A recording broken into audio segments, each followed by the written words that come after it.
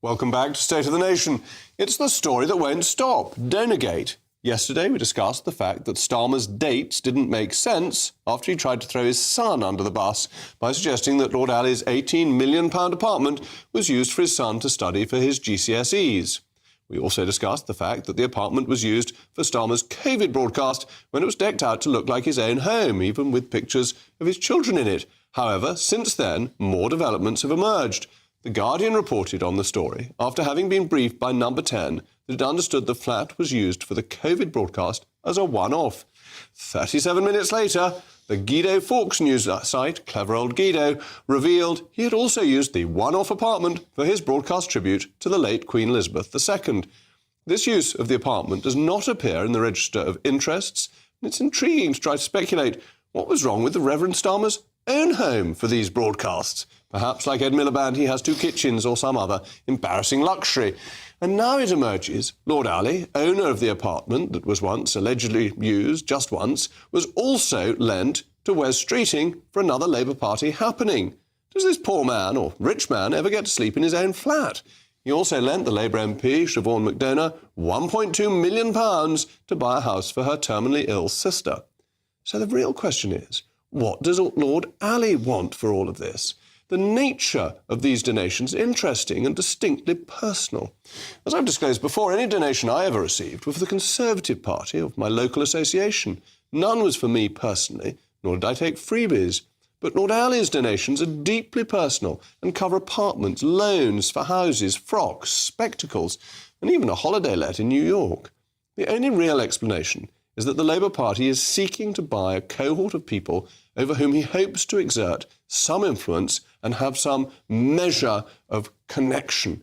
If he just wanted to support the party, he could have donated to the party as a whole or to individual Labour associations. But he chose to use his cash to build close relationships with the most powerful people in the country. As Stephen Glover said brilliantly in today's Daily Mail, he's not distributing freebies to ordinary folk on the Clapham omnibus. So what do we know about him? Well, not only does he not talk to the media, we know he doesn't much like the media. When asked questions at the Labour conference about the scandal, all he said was, "Please don't. This is not very nice." He's a member of the House of Lords. He's a public figure. Not very nice is a bit wet. In 2013, the reticent Lord made a speech calling for a new offence to deal with press intimidation as well as a press regulator. He went on to criticise Blair for his close relationship with the tabloids. But if we learn anything from the Hugh Edwards or Mohammed Fayed stories, it's that our media laws already work in favour of the rich and powerful far too much. We have oppressive libel, privacy and contempt of court laws which stop the truth getting out.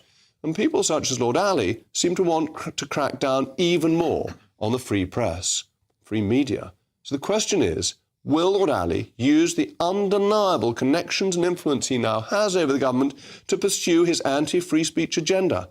Only time will tell. But any movement towards press regulation from this government must be treated as highly suspicious.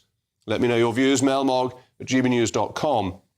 Well, I'm joined now by the former political editor of The Sun, Trevor Kavanagh, as well as my most intellectual panel, GB News' senior political commentator, Nigel Nelson, and the journalist and Conservative peer, Lord Goodman. Trevor, let me come to you first, because over your many decades as a political correspondent, did donors usually want some influence, or did they do it because they were worthy figures distributing largesse without hoping for anything in return? You're suggesting altruism. The thing is that Lord Alli is a very shrewd businessman. The Labour Party itself may be, the paymasters for that may be the trade unions, but the cabinet itself, the most important decision makers, are bought and paid for by Lord Alli. All the evidence suggests that there's hardly anyone of any status in this cabinet who hasn't benefited from the largesse of his enormous estate, whether it's in New York or in the penthouse flat that he has, or whether he's buying apartments for people or giving them frocks, as you say, and glasses and clothing for their wives. Every one of these things is a personal gift which makes people personally liable to feel grateful to him. And what will he get in return for that? What difference does it make? Does it make a difference that he gave money, cash, benefits to these individuals? How would he use that influence? How would you expect somebody to use that influence? Well, I think that they are all now beholden to him.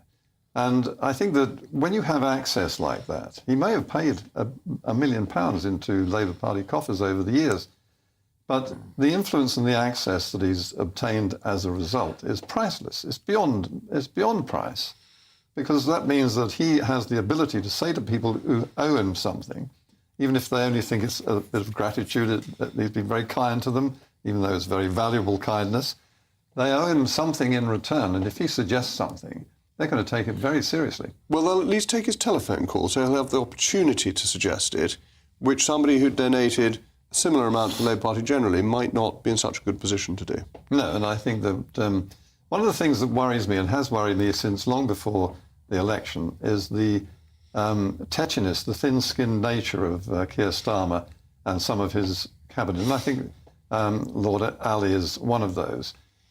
He takes offence very easily. He doesn't like the press, and he's proved this in the past when he was Crown prosecutor.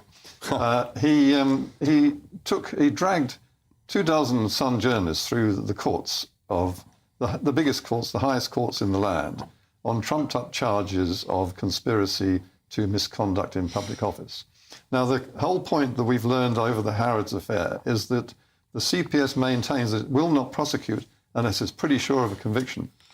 Every single one of those journalists was acquitted. And in the end, the Lord Chief Justice stood up at an appeal hearing and asked the CPS, had they considered the freedom of the press?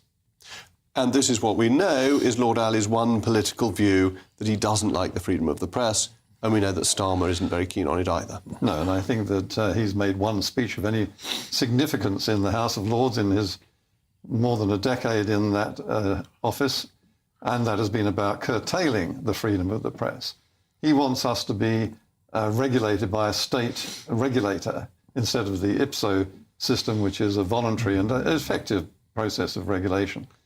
And I think that as these stories drip out and are given front-page coverage day after day, week after week, it seems, and possibly month after month, and also coming, as they are, almost certainly from someone very closely involved with this government, with enormous amounts of information, because none of these things will be known to outsiders. It comes from within. He will want to stop that. He will want to gag that press. Nigel, let me come to you, because if a trade union leader gave £10 million to the Labour Party, of course he could ring up the leader of the Labour Party. But it's a very different professional relationship to somebody who's given you your spectacles, that friendship is a much more direct way of influencing than a professional relationship, isn't it? Yes, you're right. And I think that the friendship bit is the key here. I'm not sure the spectacles were such a good idea, by the way, because I don't think that MPs of any sort should accept expensive gifts. In the case of Lord Alli, for the last 30 years, he's been very close to senior figures in the Labour Party. It goes back to Tony Blair's time. He was close to Blair. He was close to Angie Hunter, who was Tony Blair's gatekeeper, the kind of their version of Sue Gray, basically. So it's understandable that because these people are his friends, that is where his largesse would go.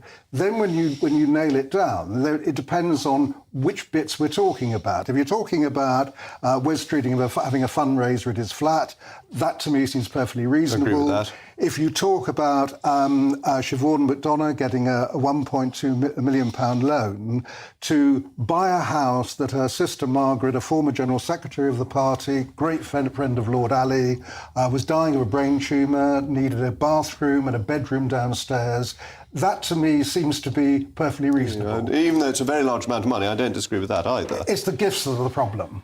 And I know one or two people who aren't completely poor. One or two of whom have been generous enough to make donations to my Conservative Association for election campaigns.